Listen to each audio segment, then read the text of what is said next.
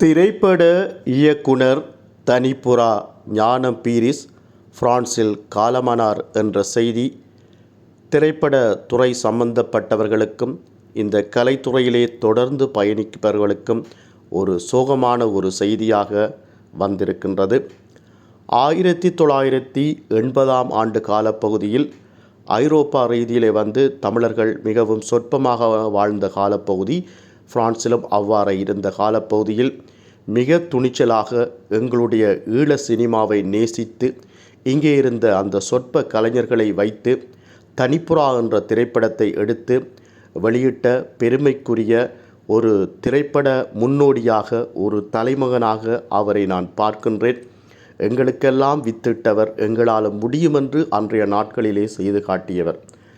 அவரை பதில் திரைப்பட கதை ஸ்டோரி டிஸ்கஷன் கதை விவாதத்துக்கு நான் சென்ற பொழுது அவருடன் 2 மணித்தியாலங்கள் அது சம்பந்தமாக உரையாடியிருந்தேன்.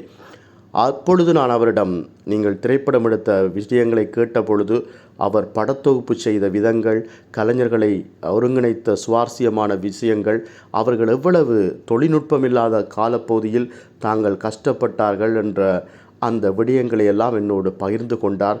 மிகவும் ஒரு அமைதியான சுபாவம் கொண்ட, திரைப்படத் துறையை மட்டுமல்ல எங்களுடைய கலைஞர்களையும் நேசிக்கின்ற ஒரு நல்ல மனிதர் ஞானம் பீரிஸ் அவர்களுக்கு எங்களுடைய சுமேதிலி சினிமாட்டிக் சார்பாக எங்களுடைய கண்ணீர் காணிக்கைகளையும் செலுத்தி அவருடைய ஆத்மா சாந்தியடைய இறைவனை பிரார்த்திக்கின்றோம்.